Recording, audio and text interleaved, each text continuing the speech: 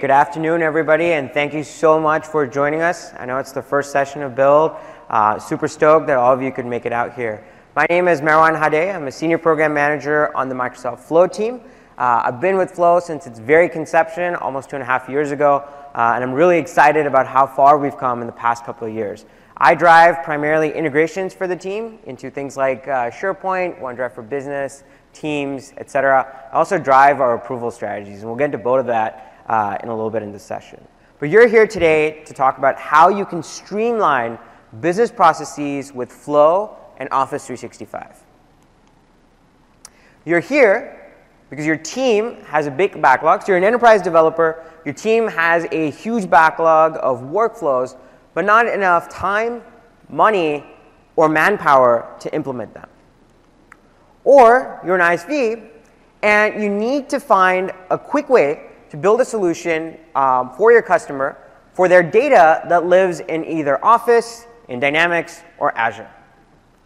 Or lastly, anytime you see the word Streamline, you're in, because what could go wrong, right? Now, before we get started, how many of you have heard of Flow by show of hands? Sweet, almost all of you. And how many of you have used or built one or more flows? OK, a little fewer of you. Well, we've had great momentum in the past year and a half or so. We've had over 1.1 million monthly active users across Power Apps, Flow, and the Common Data Service, with over 213,000 organizations betting their business on these products. Some of the notable names include folks like NASCAR, Standard Bank, TransAlta, and J&J Pepsi. And you can read about how they're using our products on our websites. In today's session, what we'll do is we'll talk about how Flow fits in to the Microsoft Business Application Platform. We'll then deep dive into Flow and understand how to build a Flow and how it integrates with Office 365.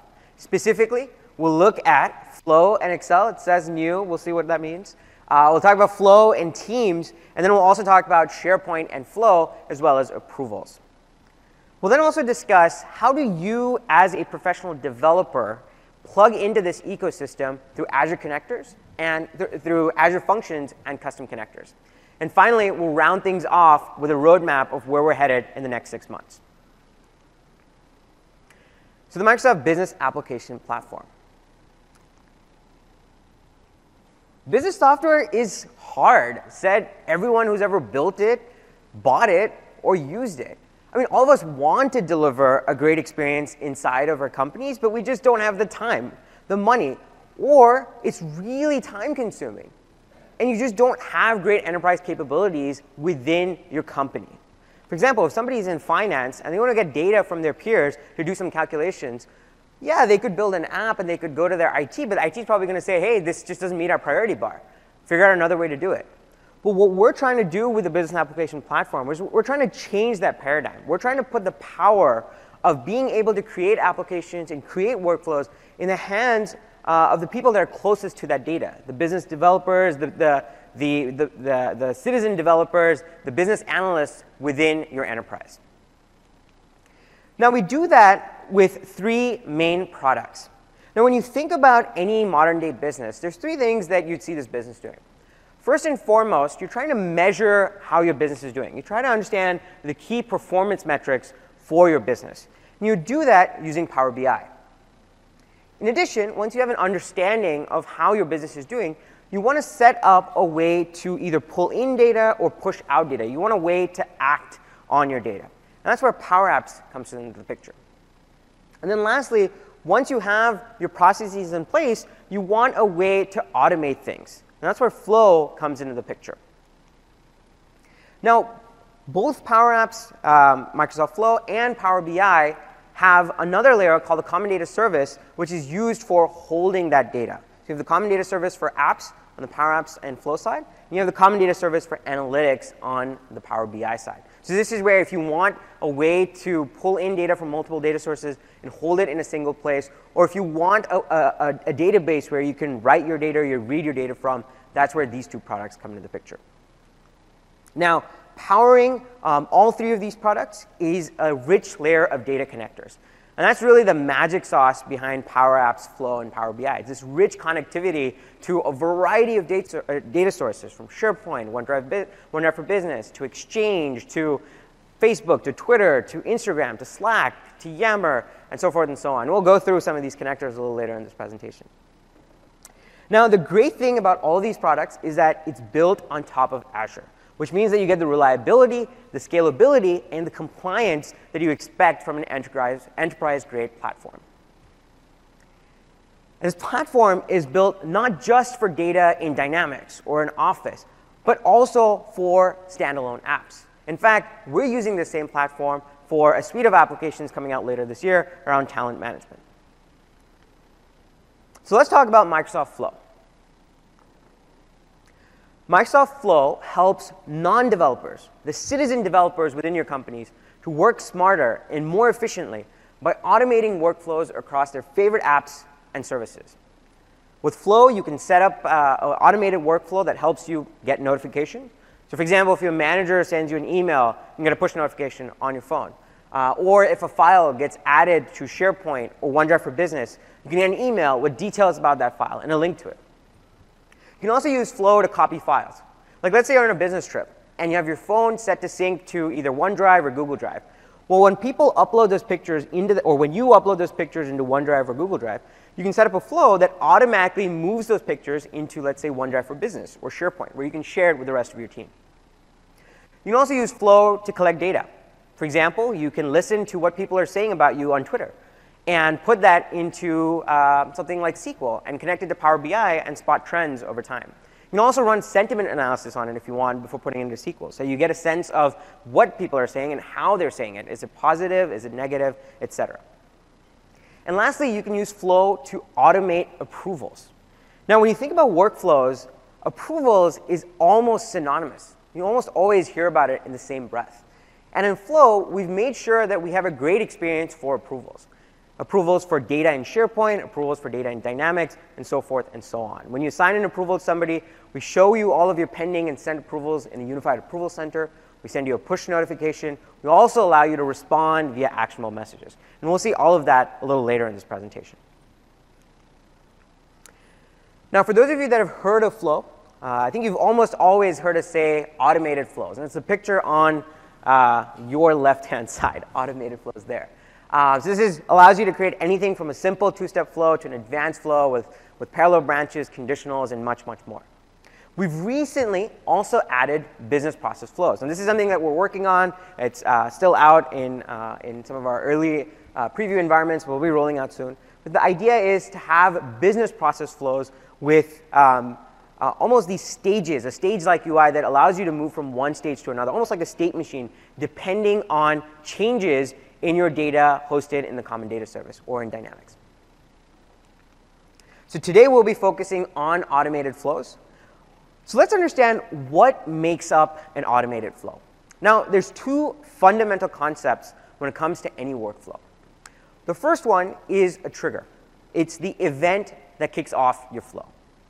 Now, triggers can be of three types. It could be a manual trigger, which means that somebody literally pressed a physical button, like a flick button or a BTTN button, or a button on the Flow mobile app, or it could be a virtual button, for example, in SharePoint. The next kind of trigger is a schedule-based trigger. So it's a flow that runs every minute, every hour, every week, every month, etc. And then lastly, and most commonly, we have flows that are event-driven. For example, when an item is created in Dynamics, when a new file is uploaded to SharePoint, so forth and so on. The second fundamental concept in Flow is that of an action. It's what the flow does when the trigger condition is met. Now, in this case here, we have a flow that is triggered when a new lead is added in Dynamics 365. It then sends an email to the owner of that lead, asking them to follow up on the lead and giving them details about the topic and the last name of that lead. So notice here that in Flow, you can pass data from a trigger or from an upstream action to any of the actions that follow that trigger or that specified action. Now, like I mentioned, the secret sauce behind Flow is its connectivity. And we have connectivity to over 200 And this keeps growing week by week, so I'm always off on the number, but it's over 200 last time I checked. 200 SaaS cloud services. And this is for file providers, for databases, for CRM software, for web APIs, for productivity apps, and much, much more. If you have your data on-premise, let's say you're using SQL on-prem or SharePoint on-prem, we have you covered using a data gateway. If you want to connect your workflows to some existing line of business APIs, we have you covered through custom connectors. If there's a connector that's missing here, just go ahead and build your own custom connector, bring it in through Swagger, and you're ready to go. Now, to help you get started, we have thousands of templates. A template is essentially just a flow that's ready to go. You come in, give it your credentials, tell us which mailbox to listen to, tell us which folder to put your file into, etc., and your flow is ready to go. So let's take a quick look at how we can get started with Flow.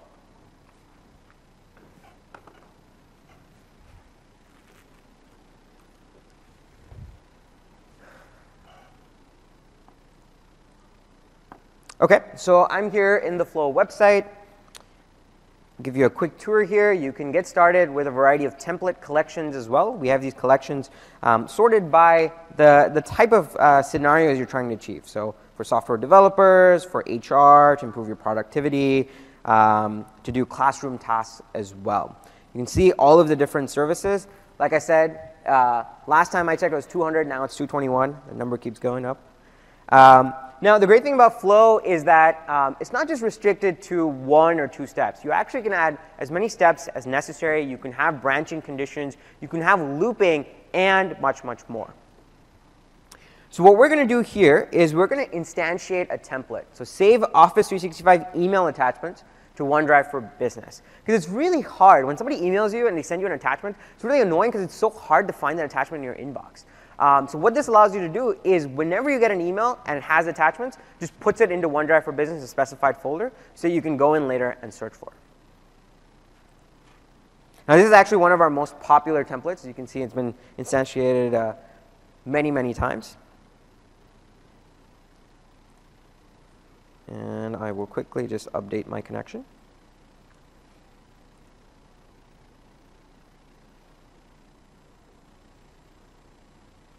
For a second. So what's going on here? Now, one of the important things about Flow is that when you're using a flow, we always do it in the context of you. We're using your credentials. One of the design philosophies that we have in Flow is that we're trying to help you automate anything that you would do manually. So in this case, when the flow runs, it's actually listening to my inbox. It's using my connections. In this case, it's a demo tenant.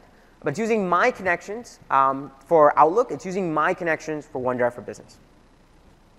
So I'll go ahead and create this flow here. Now, this is one of those one-click flows which just magically gets instantiated. But we'll go to edit this flow and see the details of what's going on. So in this case, what the flow is doing is whenever I get a new email in my inbox, and it also shows me my other folders, I'm going to filter for those emails that have attachments. So I have the has attachment equals to yes. And I'm going to include those attachments, right? But what I'm going to do next is I'm going to iterate over attachments. Now, attachments is returned to me as a collection or an array. And so I'm going to iterate over each attachment, and I'm going to upload it into a folder in OneDrive for Business called email attachments from Flow. I'm just going to give the file name as the name of the attachment, and I'm also going to include the content. So let me go ahead and click Test here. Now, Test is actually a brand new capability that we just introduced. You can actually test your flow inline. You can either perform this trigger action or use data from previous runs. In this case, let me go ahead and perform the trigger action. So now what I'm going to do is I'm going to send an email from another person in this tenant, Chris's boss in this case, Jason Moore, who's going to email Chris reminding him to attach a cover sheet to his TPS report. Any fans of Office Space out there? Yes? Quite a few of you. Great. My favorite movies. So we will send a new email. We'll send it to Chris. And we'll give it a subject. Attach a cover sheet to your TPS report. And we'll just give it a name. We'll say, I'm going to need you to do this ASAP. Did you get the memo? And we'll just attach the memo here.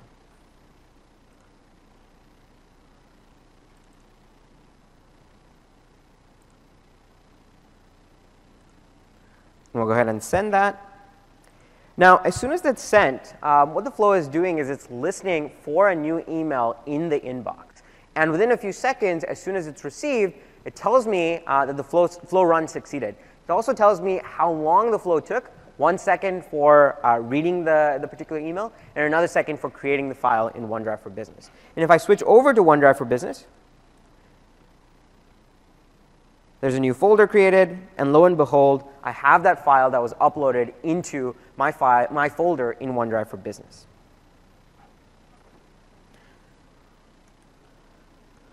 So let's take a little deeper look into how Flow integrates into Office 365, and we'll start to look at some more complicated demos. We'll really look into the weeds of how far along you can get with Flow.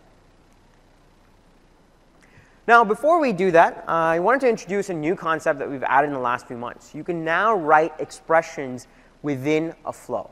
Now, we've always had this in Logic Apps, and we had it in some form or another in Flow using Compose. But now we have a first-class experience for writing expressions directly in your flow. What do these expressions allow you to do? Well, first and foremost, you can convert types. So if something comes in as, let's say, a string, you can cast it as an integer. You can also use it to perform simple inline calculations, let's say for string manipulation. Like you can get the index of a particular character within a string, or get a substring of that string. You can also use it to do basic arithmetic, like addition, subtraction, multiplication, division, etc. You can also do date-time manipulation. Other interesting things, you can handle an if condition directly in line within an action. And lastly, and this is something that we use very commonly, you can use expressions to iterate through lists. For example, if you want to get the first element in an array or the last element in an array, or check the length of an array, you can use expressions to do that. OK, so let's talk about Flow in Office 365. Flow is the automation tool for Office 365. We have connectors for all of the major Office 365 services, from Outlook and SharePoint and OneDrive for Business and Teams and Excel and Planner and Forms and Yammer to OneNote. And I'm sure there's more that I couldn't fit into this nice 3x3 grid. But we also have integrations, more importantly, with SharePoint, OneDrive for Business, Teams, Excel, and Outlook. And the whole logic, our whole design principle behind these integrations is that we're trying to give you something in context of the data that you're working on. So if you're in SharePoint, you selected a file, you run a flow directly on that file, and you know exactly what you want to say about that file. And that's the whole idea behind these integrations. We'll look at a few of them in detail in just a second. But the great thing I want to point out is if you have an Office 365 license, you already have all of the knowledge, all of the skills, and the license necessary to get started with Flow. So do get started with Flow if you haven't already. Now, very recently, in the last 2 months, we added the ability to, added an integration in Microsoft Teams. You can post messages to any Teams channel from a flow. In addition, within Teams directly, using an embedded experience, you can access your personal flows. Like I showed the creation of a flow, you can do that in Teams directly. We also have an approval center directly in Teams. So if somebody sends you an approval request, they can give you a message about it, let's say. You can go in and do that approval directly from within the context of Teams. In addition, we also have a flow bot that you can use to trigger manual schedule-based flows. And this integration is just going to get better over time. Actually, before I do that, I'm going to go back, and we're going to do a big reveal. Boom. So announcing, for the very first time in public, I'm serious, you guys are the first people to find this out, we have a flow integration in Excel. And the idea is that with your tabular data, you can now connect it to all of the over 200 services that Flow has to offer, including Outlook, Dynamics, Teams, approvals, etc.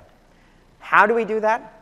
Well, first and foremost, we're introducing a brand new trigger called for a selected row. So the idea is that when you select a row in Excel, you can run a flow on it. And we'll get the context of the row that you've selected, and we'll pass over the data that's in that row as well. Now, In addition, we also have an embedded experience directly in Excel called the Flow Launch Panel. This panel will prompt you for your credentials, and it will then ask you for any manual inputs that you want to accompany with this flow run. Now, the great thing about this is that flows run in the context of the user. Now, many of you that have used Flow will have noticed that typically when flows run, event-driven flows, they use the maker's credentials. It's the person that set up the flow.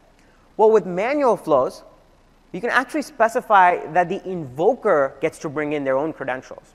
So for example, if you're sending an email, you're posting a message to Teams, you're creating a new item in SharePoint, all of that is done using the invoker's credentials. And accompanying that change is the ability to share a flow with another individual with run-only permissions. So in Flow, we have two kinds of permissions. One is you can add somebody as an owner, as a co-owner, or you can add somebody with run-only permissions. If you're a co-owner, you have full edit privileges to that flow. So you can make any changes you want. But with run-only permissions, you get the ability to invoke the flow, but not edit it. You get a sense of what the flow does, because we'll tell you which site it's connecting to, which actions the flow is using, but you don't have the privileges to edit that flow. When is this shipping? It's a big question. We're starting out as an Office add-in. We'll be in the box later, and this is coming soon to a spreadsheet near you. So stay tuned. But I'm not going to leave you there. I'm actually going to show you a demo of Flow working in Excel.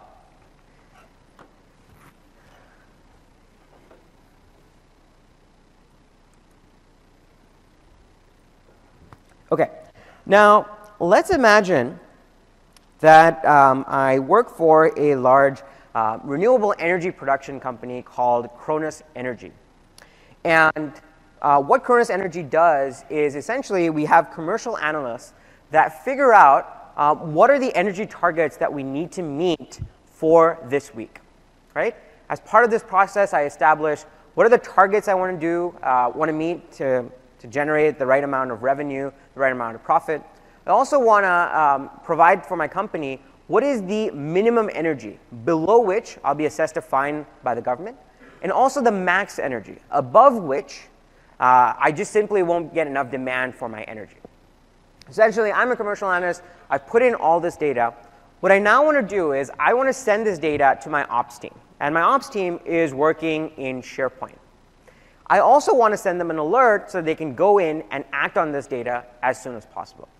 I can do that using the Flow integration in Excel.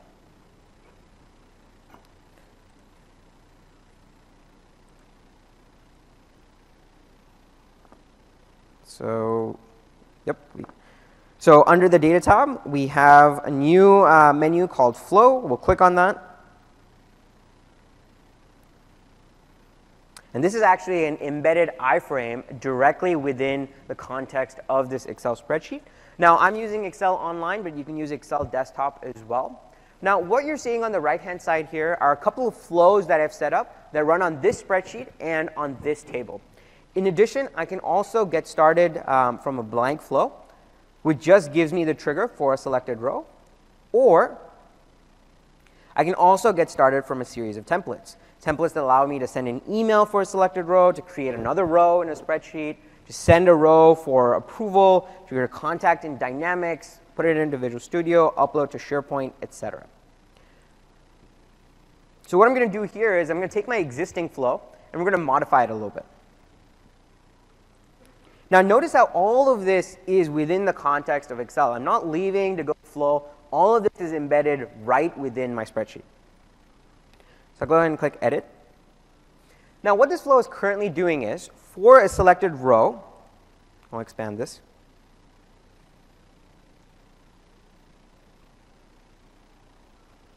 On this particular location in SharePoint, on the document library, for this file, on this particular table, on a selected row, the flow will run. I've specified a manual output here.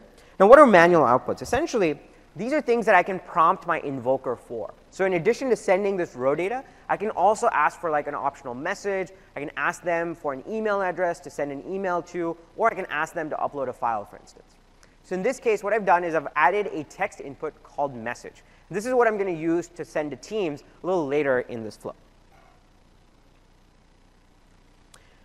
Now here, I'm creating an item in a SharePoint list called turbine energy distribution. So this is what my ops team uses to figure out what are the turbines that we're going to use based on the energy calculations and energy targets set by my commercial analyst. So in this case, we have a field in SharePoint called week. We have region, energy needed, min energy, max energy, etc. From Excel, I get 3 types of inputs. So I have whatever I see in my table. So you'll notice that I have here inputs for things like min energy, max energy, price, profit, region, revenue, etc. I also have my manual input message. In addition, I also have context of who's using this flow. The user email, the user name, user ID, etc. And also when this flow was invoked with the timestamp. OK, so what I'm going to do is I'm going to go ahead and add a new step. And I'm going to post to Teams.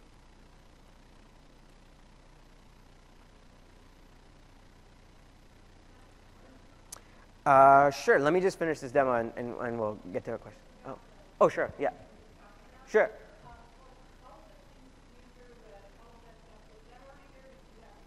No, so the question was, were those inputs already there? And the answer is yes. Those inputs were already there. So you'll automatically get all of the headers that are in the spreadsheet. And you'll automatically get any manual inputs and context of who's invoking it. That's just out of the box. OK, so we seem to run into an error here. We'll just click on it and validate our connection again. OK, so the first thing I'm going to do is I'm going to pick a team. So I'll go ahead and click Cronus Energy. And for the channel, we'll go ahead and pick operations planning. And I'm going to provide in a message alerting my team about this energy request. So I'll say, hi, team. I've posted the energy targets for the week of. And here, I can do something cool. I can actually put in a hyperlink. So I don't just have to give like a bland link or put in like just a textual description. I can put a nice little hyperlink. So I'll do that.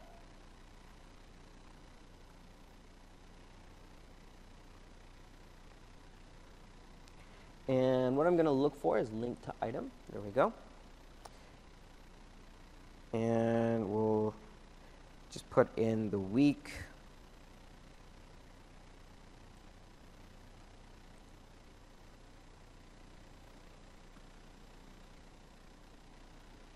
And let's save this and see it in action. Okay. You'll notice that the icon updated. That's a cool little thing that we do. We dynamically figure out which connectors you're using and update the icon. I know. Hopefully, you'll be applauding for other things, but we'll see. So we'll go ahead and run this flow. And the first thing it prompts me for is the message. So what I'm going to do is I'm going to say, sorry for the delay. It is the 7th after all, and the week started on the 6th. Sorry for the delay. I've been heads down. And I'll go ahead and click Run Flow. Now, the first thing it does is it tells me which row was selected. So in this case, it was working on row number 7. The flow run was successfully started. If I want, I can also see the flow run activity. So it tells me that it succeeded. And it tells me how long each step took. Also, I can see which row was selected, where the item was created, what data was put in, etc. So let me switch over to Teams.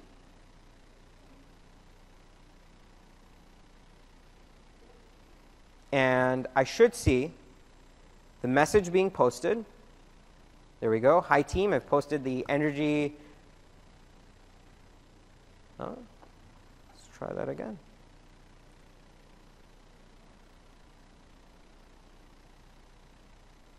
Well, didn't seem. It seems like our message didn't flow through. But essentially, what it's doing here, it's posting a message. It includes both a hyperlink to the SharePoint item, as well as the message that I typed in Excel.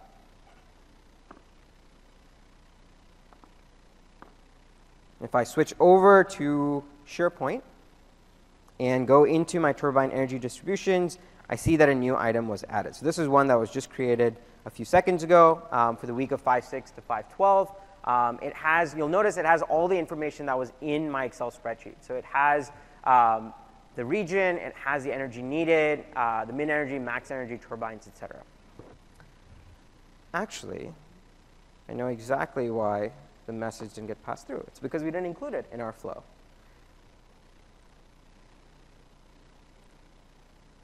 So essentially here, we would throw in our message as well, and that would flow through.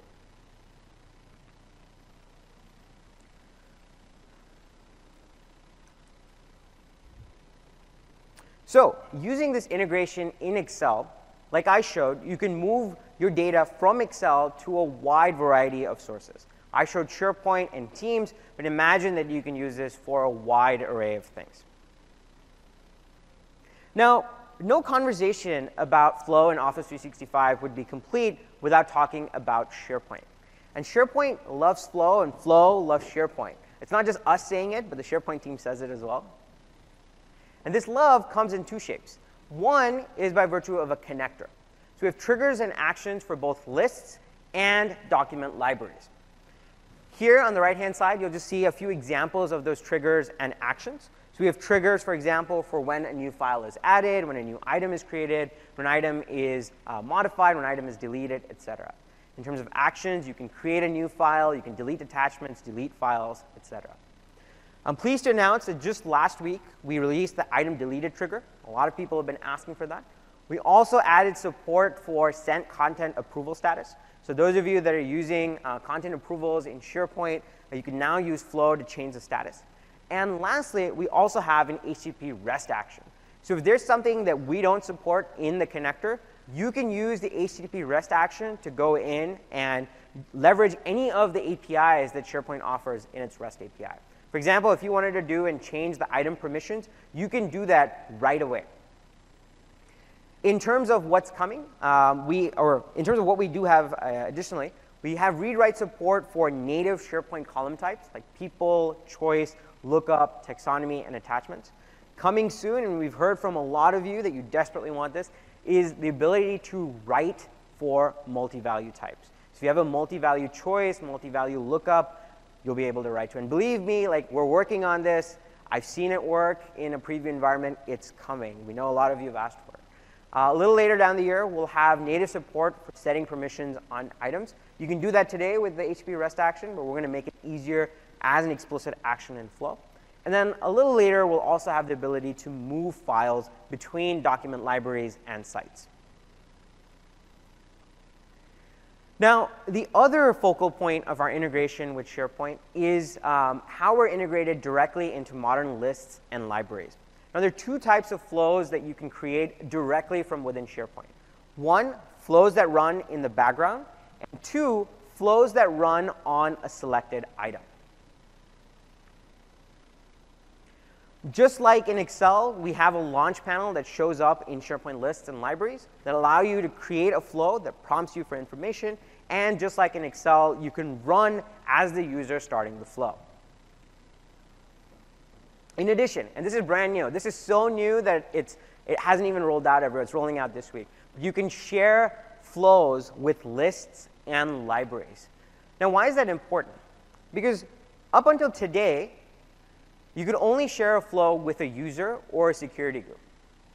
Now, you can share it with a list or a library. And you don't have to worry about who's part of that list or library, et cetera. You just have to take care of membership on the SharePoint side. We will automatically call SharePoint and check whether the given user is a member of that list or library. And we'll do that every time the user is trying to run the flow or edit the flow. All of the permissions are always in sync. Now, no conversation about SharePoint is complete without talking about approvals. Approvals come in all shapes and sizes. In fact, I'm here because somebody approved that I would get to speak at Build. But more commonly, approvals come in the form of vacation requests, of travel authorization forms, of expenses, of mileage reimbursement forms, of equipment rentals, so forth and so on. And also documents like contracts, specs, designs, etc. Since Flow is a successor to SharePoint Designer workflows, it was almost incumbent upon us as a team to deliver a kick-ass experience with approvals. And we think we've done that. You're, of course, the final jury on that. But we think we've done that with a modern approvals experience. You can streamline your business processes for data in SharePoint, but also in Dynamics 365, in Forms, in SQL, etc. We present your received and sent approval requests in a unified approval center. So you no longer have to go to a task list for a given list or a task list for a document library and so forth and so on. You have a single place where all of your approvals show up. And you can do your approvals on the go from your phone or directly from your inbox using actionable messages. Now, these approval processes can be customized to fit your business needs. You can have sequential or hierarchical approvals. You can have parallel approvals. You can also have all assigned must approve type of approvals. Now, brand new, this launched within the last month and a half or so. We now show you your approval history. So you see your sent requests, your received requests, as well as a history of both sent and received requests. You can reassign approvals. So for example, let's say you feel like you don't have enough context on a given approval item. You can reassign it to somebody else. And lastly, we also now support Markdown in approval details. So you can send a richly formatted HTML email when you send out an approval request. Now, leveraging the Flow Launch Panel, the for selected item trigger, the ability to share with lists and libraries, we've introduced a brand new out-of-box feature called Request Sign-Off, which is available on all lists and libraries. It's currently in first release. It will be generally available very soon.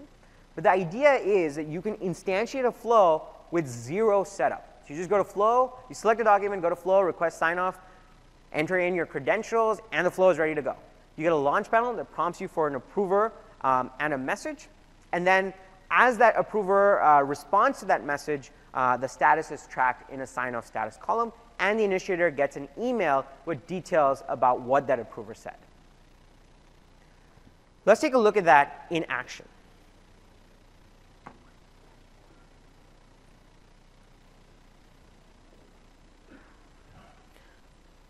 So I'm going to go ahead and close Excel. We'll also close OneDrive for Business, close a few of our other sites here. Now, what our commercial analyst did was she went ahead and created an item in Excel. This then showed up in my turbine energy distribution list. And as the operation capacity manager, I'm like, OK, great. This energy looks good. What I want to do now is I want to select some turbines that will help me generate the energy needed. So in this case, I'm going to go ahead and I'll go ahead and edit. Before I do that, let's also look at our turbines list. So you'll notice here I have a bunch of turbines. The turbines have a latitude, longitude. They also have a max output capacity. The max output capacity is kind of high. It's because these turbines were built with technology from Wakanda. And also because the demo is nicer. We'll go ahead and edit this item here. And what I'll do is I'll select some turbines. That'll help me generate the required energy. So I'll go ahead and select 5 of these turbines. And go ahead and click Save. And within a few short seconds, it says my turbines. It shows which turbines I've selected. And have a flow running in the background as well that will go look at each turbine, iterate over it, get its max output capacity, and update this total energy. Boom, you notice that it updated. How cool is it, by the way, in SharePoint? Like, I love this. That it just updates without me having to touch anything. As soon as it detects that something has changed in the data, it just goes in and updates. Pretty cool. So we'll take a look at how that flow updated the running total. But for now, what we'll do is I'm going to take this particular item with the operation capacities, and I'm going to send it to my manager and make sure that my manager is OK with this particular distribution. So let me click on Flow, click on Request Sign-Off.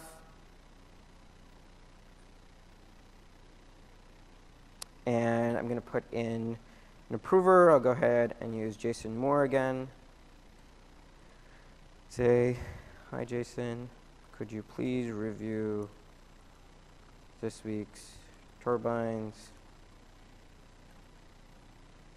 and hit Run Flow. OK. Now, what it's going to do is it's going to go in and create an approval request and assign it to Jason. If I want, I can go in and see the progress of this approval request in the Unified Approval Center. So if I go in here and go to flow.microsoft.com, click on Approvals and Sent Requests, scroll all the way to the bottom, I notice that here's that request. And if I switch over to Jason's profile, he's just gotten an approval request from Chris, and it has the message that Chris typed in. Hi, Jason, could you please review this week's turbines? So I'm going to click on this link here. Everything looks good. The energy needed was 115. With our turbines, we're generating 120, which is great because there's still going to be enough consumption for it. It's less than the max energy. Cool. So I'm going to go ahead and click Approve. I'm going to say, cool.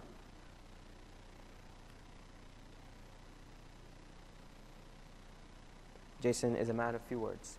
And so as soon as this approval request is processed, you'll notice that the SharePoint list is updated, and the sign-off status column now says approved. And if I switch over to Chris's Outlook inbox, there will be an email with feedback from Jason. There we go. It's been approved. Jason Moore signed off on your item, said it looks cool. Now, the thing I want to point out here is that all of this happened without me having to necessarily go in and build a flow, go in and view the approval center, etc. I was just able to initiate a request for sign-off from SharePoint. It sent an email, an actionable email to Jason. Jason was able to respond to it directly from within their inbox. They didn't have to go in to somewhere else, to the approval center, etc. All of that happened within their inbox. And boom, SharePoint was updated, and Jason was notified with details about that approval request. Now I'm going to show you a couple of other flows here, slightly more complicated. So the first one is, how did I get the total energy in this particular list to automatically update based on the turbines that were selected?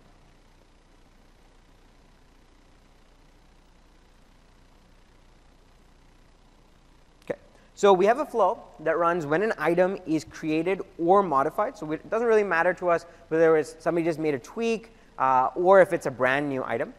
But when an item is created or modified, we're initializing of variables. Now, variables are a new thing that we've added to Flow in the last few months. You can have variables of type integer, of Boolean, of float, of string, object, array, etc. So in this case, I'm going to use an integer variable. I'm going to give it a nice little friendly name, like total energy sum. And then I'm going to iterate over the turbines. Now, the thing I want to point out here is that turbines is a multi-value array. And it's actually a multi-value array of type lookup. And I'm iterating over it. I'm iterating over ID. That's something that I pulled in addition to the name of the turbine. And what I'm going to use that ID for is to point to the turbines list and get each turbine. I'm then going to go in and increment my total energy sum with the value of each turbine. So each turbine had a max output capacity. We talked about how it was really high, 20 to 25 megawatts per turbine. And so here, I have an expression. What it's doing is it's getting the body of this particular item here, get item 2, and it's getting the attribute max output capacity, and it's casting it as an integer, because you can only increment variables, you can only count integers, you can't count strings. So I need to convert that from a string to an integer. Once I've done that, outside of this apply to each loop, I'm going to go back to my turbine energy list. I'm going to leave the required fields the same, the ID, the week, etc. And for the total energy value, I'm going to update it with the running sum.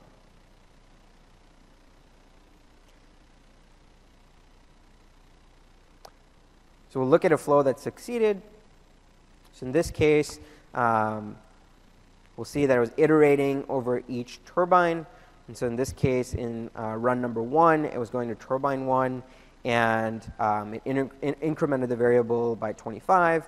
And once it did the sum of 25 times 4 plus 20, it reached a value of 120. Now, another key part of how we operate at Cronus Energy is that we also want to send out weekly inspections of our turbines.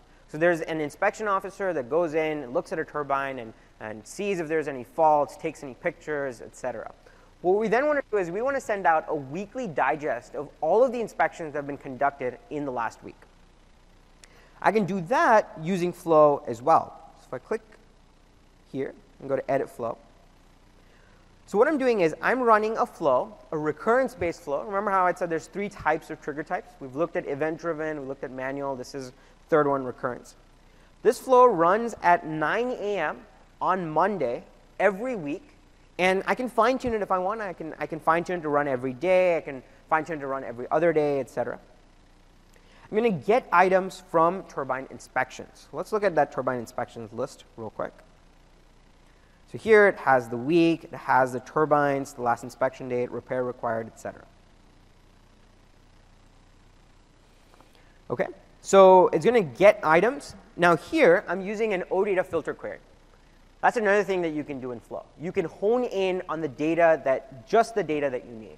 In this case, what I'm doing is, instead of fetching all of the items, I'm actually fetching just the items that had a last inspection date that was greater than 7 days ago, but less than today. And the way I'm doing that is I have an expression here that says add days. So what I'm doing here is I'm getting today's date, UTC now. I am adding -7 to it, and I'm putting it in a particular format because I don't worry about the time. And I'm going to then compare it to the current date. Now, once I have that, I'm going to use a select. Now, what does select do? Select allows me to get just the specified properties from an output array. So I don't care about everything that's in get items. I just care about a certain select few properties. So in this case, I'm going to get the turbine, the fault code, and the description. I'm then going to go ahead and create an HTML table. So using the select array, I'm going to put it into an HTML table. I'm going to include the headers. I'm going to make the columns automatic. Next, I'm going to send an email to Jason Moore for the inspections that were conducted last week. And notice here that I can also specify formatting if I want. I really have rich HTML capabilities. And we're going to make this a little easier in the future, so you can just go in and interact with it as you would with any other email, and you'll have bold, italics, unordered lists, etc. But for now, you can achieve this by typing in HTML. So we'll go ahead and click Test, and I'll perform the trigger action. And we'll go ahead and run this flow. Let's make sure our get items wasn't empty. There we go. We have a few items in there. Let's switch over to Jason's email. And there we go. We get a nice little email that has all of the turbine inspections from last week. It's nicely formatted as well, as I specified in my email. Nice little HTML table. Has all of the details like turbine, fault code, and a description.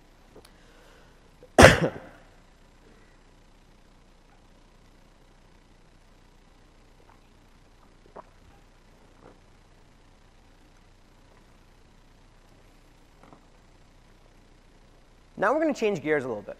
We're going to talk about how you, as a professional developer, can use Azure Functions and custom connectors to plug into this wide ecosystem. So what are Azure Functions? Azure Functions is a truly serverless offering. So you don't have to worry about setup, you don't have to worry about scale, and you're charged in terms of how long your function runs. And it runs only based on certain events. You don't really have to worry about any kind of DevOps. You can use Azure Functions as serverless offering with the tooling of your choice. And they have support for Node.js to C# to F#. In fact, Scott talked about this in his keynote a little earlier today. You can also do local development if necessary. Furthermore, you can bind to a wide variety of services like Azure Service Bus, SendGrid, Twilio, Box, OneDrive, etc. Oh, and make sure to check out the session that's right after this at 2:30, where the folks are going to talk about what's new for serverless compute. But let's see what it means to create an Azure function, and we'll then look at also how you can build a connector based on that Azure function. So first and foremost, let's understand what it takes to build a connector. What is a connector? Connectors are wrappers around web APIs that allow you to connect to Microsoft Flow, Logic Apps, and Power Apps. It's the same interface for all of these different products. In fact, all of these connectors that you see on the screen here first started off as a custom connector that was built, developed, and then deployed. Why should you build a connector? Well, if you're an enterprise developer, it first and foremost simplifies automation and connectivity to your users. If you're using, for example, if you have some legacy line of business existing APIs that are on-prem and you want your citizen developers to connect to them, the only way to do that is through custom connectors.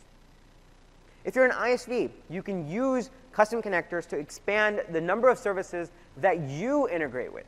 So you don't have to worry about connecting to Teams on your own or to Twilio to send a text message or to Twitter or to Facebook or to Slack, et cetera.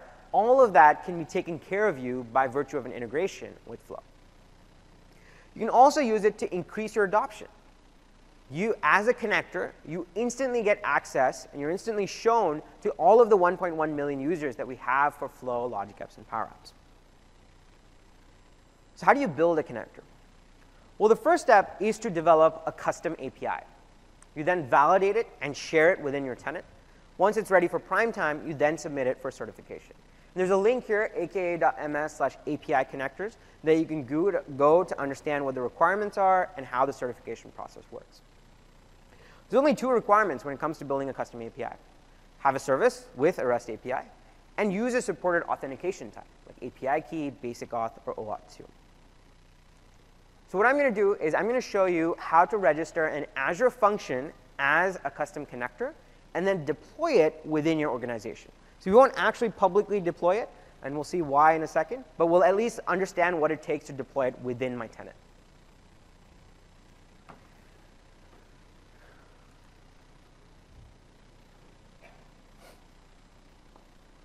OK.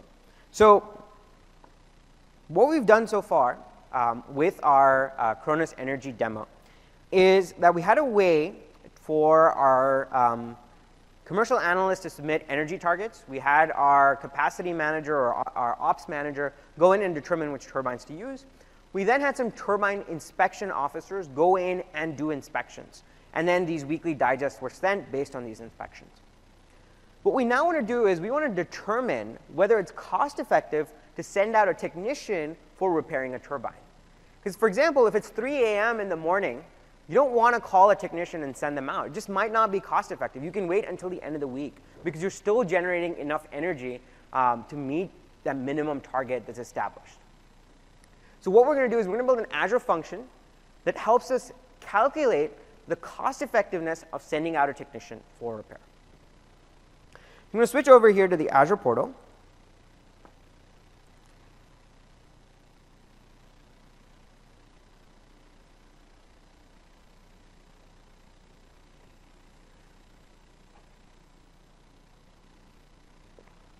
And I have a function here, a C#-based Azure function, that takes in a few inputs, like a target energy capacity, a min energy capacity, how long a fix is going to take, as well as the max capacity of a given turbine.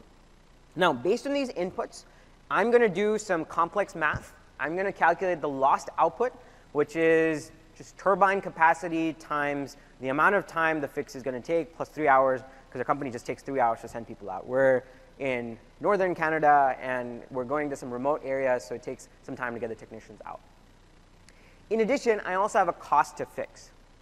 Now, the minimum cost to fix is the hours to fix this particular turbine, as well as the cost of an hourly technician.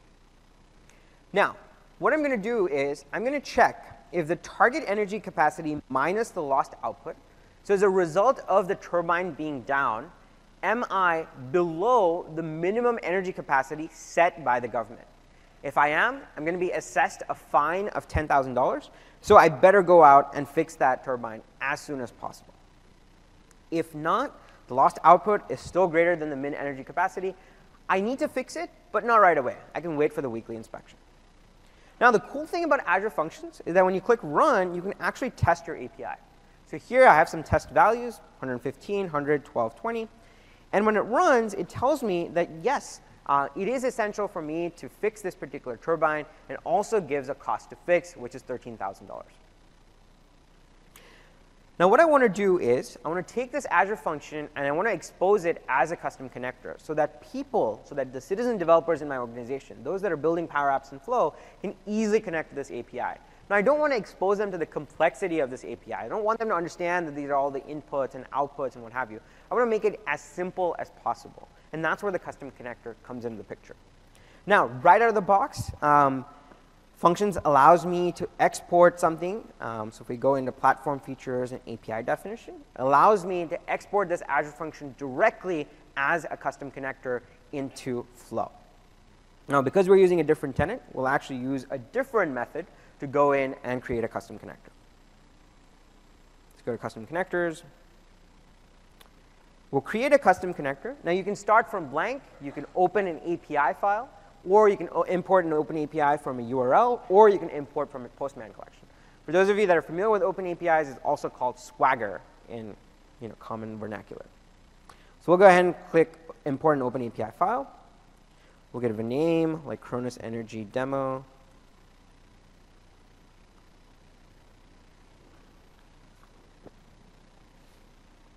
And we'll import this file here.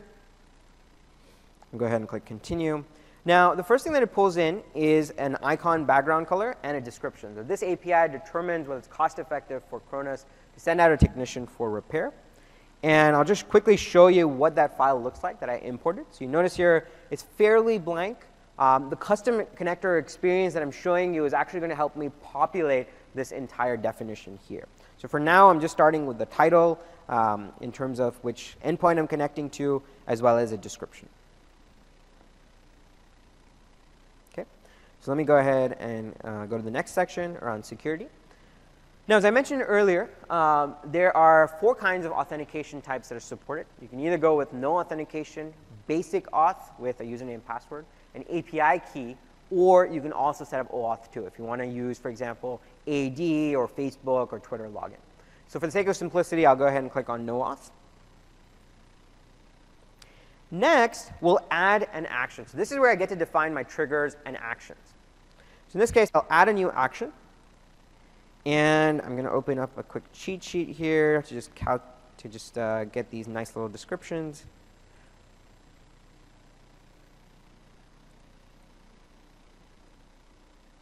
And I'll explain what I'm doing in just a second.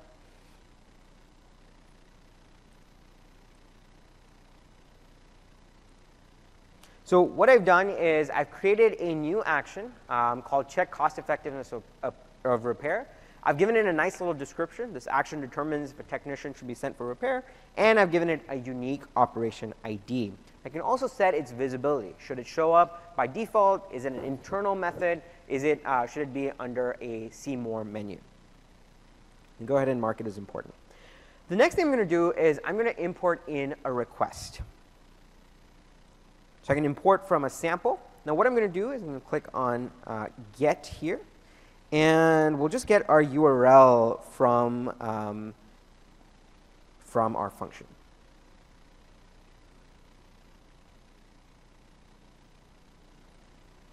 We'll copy that. And we'll paste it here. And hit import. And as soon as that is imported, it instantly knows that I have 4 inputs: our target energy capacity, a min energy capacity, hours to fix, etc.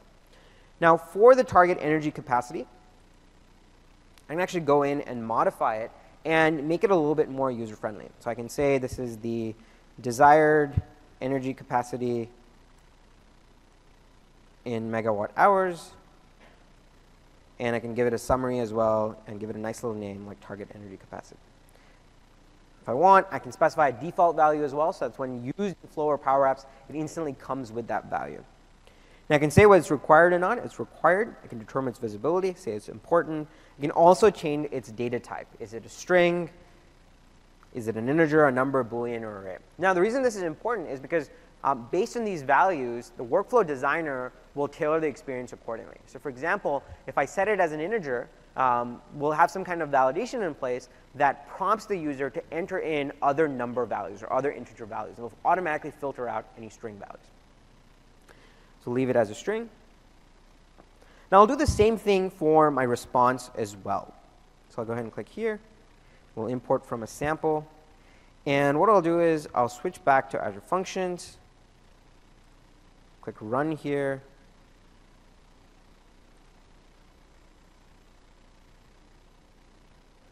And I'll go ahead and copy my output here. Click Import. And boom, it knows that I have two outputs, a cost to fix and a message. So if I click on cost to fix, for example, I can give it a nice little description, change the title, make it a little bit more readable, and give it a nice little name as well. So cost of repairing the turbine. And just like with my inputs, I can specify its visibility. Is it important? Is it internal or advanced? You can also specify its type. So go ahead and say it's important, and we'll leave it as blank. Okay. So the next thing would be to create this connector. Now, to save us some time, I've gone ahead and created a custom connector called Cronus Energy. I have added a nice little icon, given it a nice background color, and I've given all of the inputs and outputs nice names. Now, what I want to show you here is that I can share this custom connector with users in my organization. I can share it with everybody. Currently, it's shared with everybody at Contoso, which is my tenant, or Cronus Energy. And I can also choose to share it with certain users, if necessary. So let's quickly recap where we were with our flow, and then we'll also look at how we can import this Azure function, this custom connector, and use it in our workflow. OK, so far, what I had was I had my commercial analyst who entered in data in Excel and alerted the team. I had my capacity manager who interacted with SharePoint and determined which turbines to use. I had my service inspector go in and create inspections. I then created an Azure function to calculate the cost effectiveness. What I now want to do is I want to call this Azure function from a flow. And if it is indeed cost effective to send out a technician, I want to send an email and a text message to that technician. A lot of moving pieces. Let's see how it goes.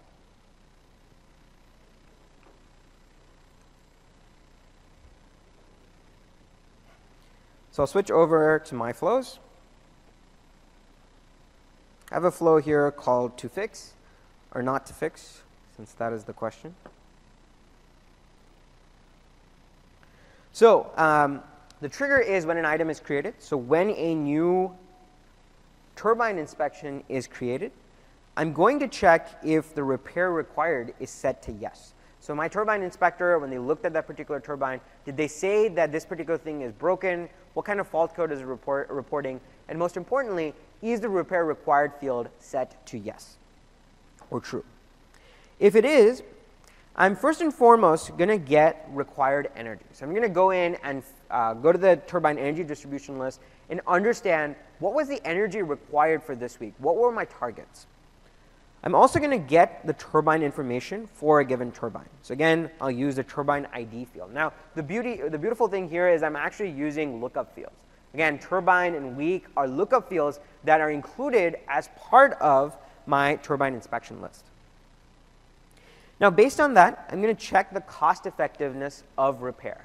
So I'm going to check I'm going to pass in the target energy capacity, the minimum energy capacity, the hours for fix, and capacity. Now, notice how these are all of the fields that are actually entered in my custom connector. So I'm not actually dealing with what my Azure function looked like. I'm actually dealing with something much easier. And that the custom connector that I built actually served as documentation for my end users. It was a way for them to easily consume the API that I've been operating under the covers. So here, I can see the description, like this action determines if a technician should be sent out for repair. Here, if I were to remove this, you'll see it has a desired energy capacity in megawatt hours. So go ahead and click energy needed. Now, if the value returned back from my Azure function is yes, which means that a fix is required, I'm then going to point to another SharePoint list called Technicians on Call. And I'm going to get the technicians for this particular week. And then I'm going to send them both an email as well as a text message. So I'm going to say the turbine name is reporting an error with fault code and include the details of that particular fault as well. So let me go ahead and save this flow. And we'll test it as well. I'll say I'll perform the trigger action. So let me go ahead and create a new inspection. So we'll create new. We'll select the week as this week. Turbine, let's say it's Chetwynd 004. Its inspection date is of today. Repair is required. The fault code is there's a fire. And the estimated repair effort is going to take a while because the fire is crazy. So we're going to go with 12. Fire, or we'll just go with, and go ahead and click Save. OK? So as soon as that's saved, the flow kicks in. Item is created. Repair required was yes. Got the required energy. Got the turbine information. And the result was that the cost of fix was $13,000. And it sent a text message and an email to a certain individual who happens to share my phone number.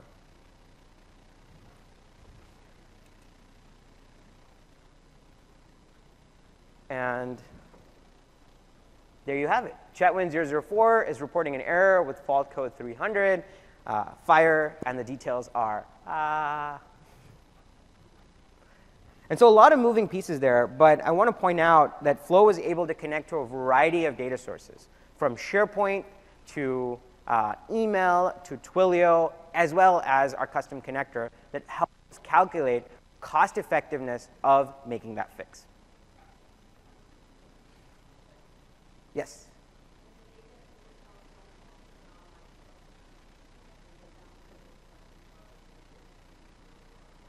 Yes. Yes, so the question was, can you also connect to non-Microsoft data sources? And the answer is absolutely. You can connect to a wide variety of data sources. For example, if you're connecting to, let's say, like Twilio, for example, is a non-Microsoft data source. If you're connecting to I'm sorry? I'm not sure if Evernote is one of the connectors, but it might be. I know OneNote certainly is, but that's something that you can check. And the good news is that if it's not one of our supported connectors, you can always go in and build one yourself as well. And I think I'm on input 8.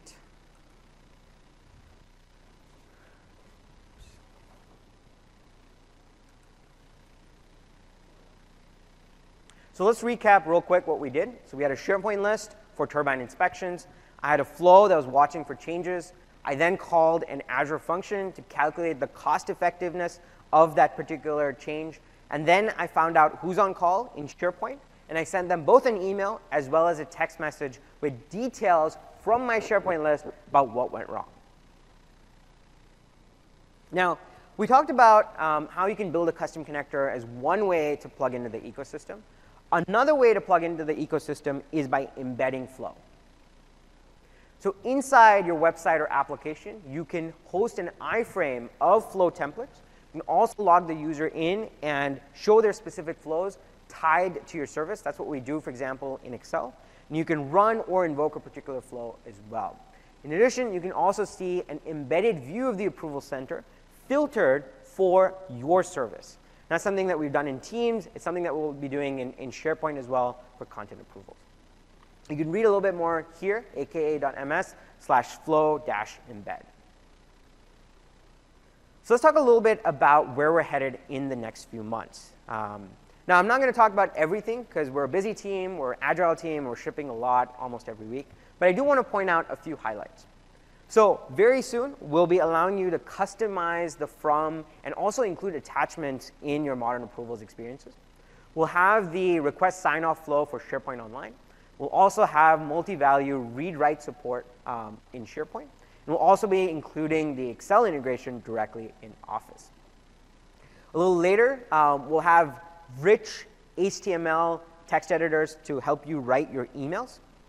And a little later in the year, and this is pretty exciting, we'll be able to do Azure Functions directly from within Flow. So you won't have to write your Azure function in the Azure portal, create a custom connector, then come to Flow and then connect to it. You'll be able to do it directly from within Microsoft Flow.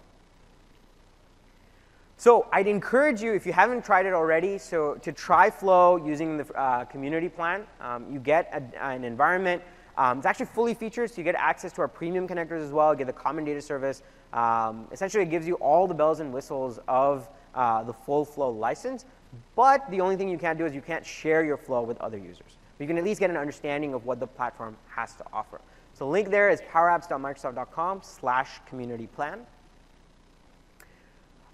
No session is complete without pointing you to more information. I'm doing another session a little later in the day, build and extend apps for Office 365.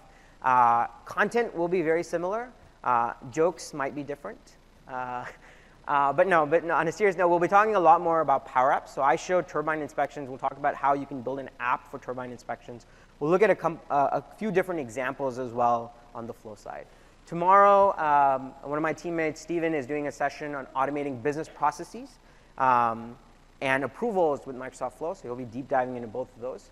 We'll also talk about, on Wednesday, developing a custom connector for Microsoft Flow and Power Apps. So if that's something that interests you, definitely do check out that session by Sunay and Tessa. And then lastly, we have a deep dive on Power Apps and CDS on Wednesday as well. So thank you very much for attending. Please complete your evaluations to win prizes. If you like this session, if you love this session, please give me full marks. If you didn't like this session, leave feedback and still give me full marks. But thank you so much for coming. I do have some swag here as well. There's some T-shirts, some badges, some phone sleeves, T-shirts, and caps. So do check it out. But we have a few minutes, so yeah, I'd love to open the room up for questions. And because I know it's really hard to ask questions, I've been in your position, and you always feel like, what are my peers going to, are my peers going to judge me when I ask a question? So what we're going to do is, if you ask questions, the first 5 people to ask a question, I'm going to give them away a Flow-branded Flick button, which you can use for setting up manual automation. Sure, yes, and I'd encourage you, if possible, to come up to the mic so that everyone else can hear your question and we can pick it up as well. But yes, I can repeat your question if necessary.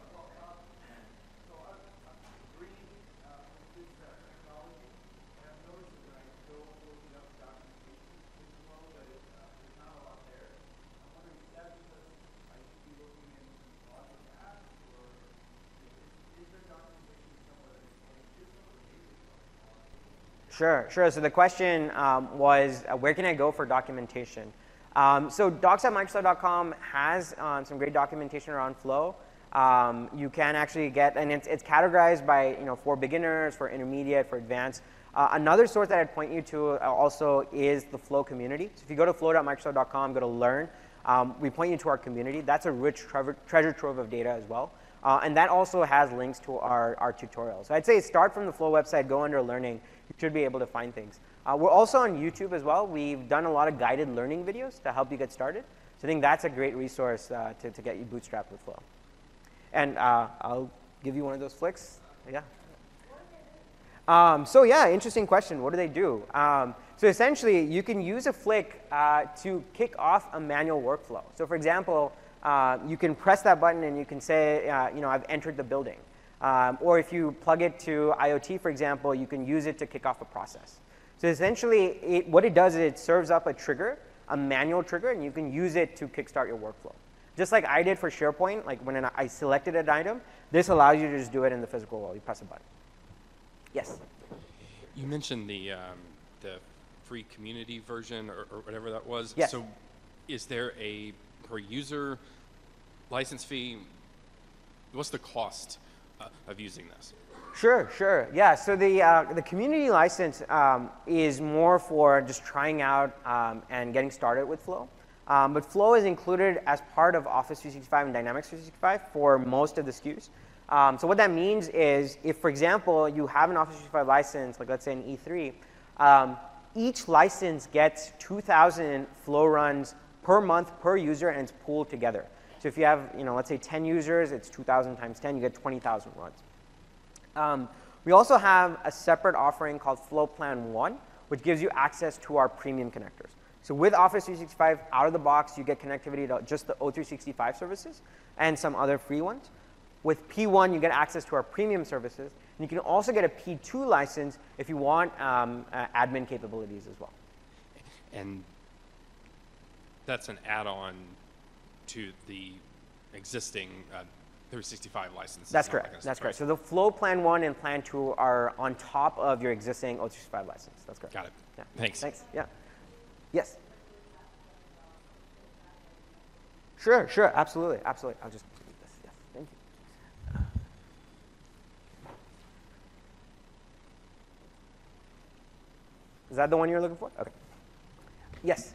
Can I force out flows to users? So if I build a flow, how do I, I have a lot of users that aren't going to be able to self-service this. Right. So how do I build a flow for them and force it out to them? Yeah, I mean, it depends on what kind of flow you're building, but I think the easiest way to do that is to build a manual flow and share it with them. For example, if it's for SharePoint, if it's for Excel, you can add them as a co-owner, or you can add them as run-only users. And when you add them, you can actually type in their names, or you can also include a security group. We'll be adding Office 365 groups as well. So the best way is to share it with that user, and then they'll get an email with details about how they can invoke that flow. Now, I mean, as an example, right, so we tried to set it up for Power BI. So we had your KPI falls below a point, you get a notification and a link with the report on it. And my users don't want to get those, but their managers want them to. So Right. So is there a way to force it though, not just share it with them, or is it just the share and they have Well, to? I mean, so it depends on what kind of flow you're trying to set up. For example, if you're trying to alert them, they'll automatically get alerted as a result of the flow. There's really, I mean, it depends on, it's the power is in your hand. You're choosing to send them an email, and they can opt out of it if necessary, but by default, they'll get those emails. So they're already beneficiaries of that flow because it's an automated workflow. If it's not manual, it's automatic, and they automatically get the benefit of it. Okay, thanks. Thanks. Yeah. Yes, sir. Oh. Yes.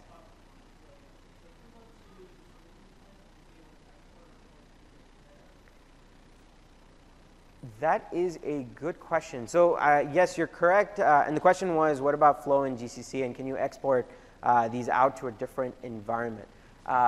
So yes, you're right. Flow is not in GCC right now. We're working on it. We're expecting to have it towards the second half of the year. In terms of can you export it out to a different environment, I believe the answer to that is yes, but I'd have to try it myself. But I'm pretty sure that you can create a flow, play around with it here, and then export it into another environment. The only restriction is that you won't be able to share that flow out. Yeah. Yes, sir. My question is, with flow approvals, yes, sending out a approval to someone who is, I guess, not part of the organization, an external third party, and then having the approval from them come back through to then cascade onto another flow. Right. Is that possible? Yeah, that's a great question. So currently, the way the approvals is designed is meant to be for users within the organization only.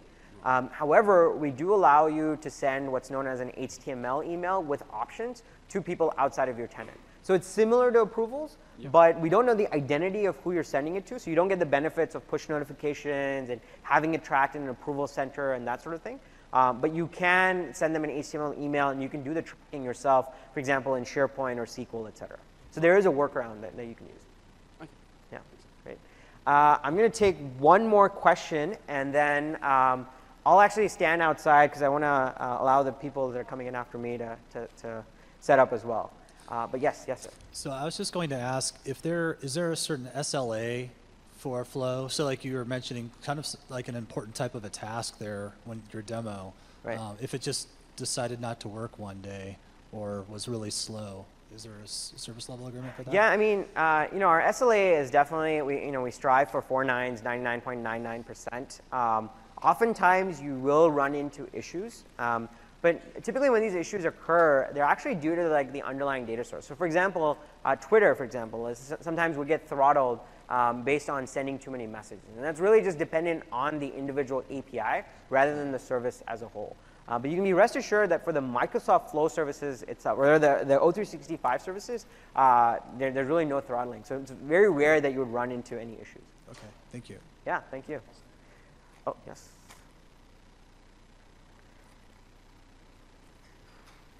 Yeah. Great. Sure, sure, absolutely, absolutely.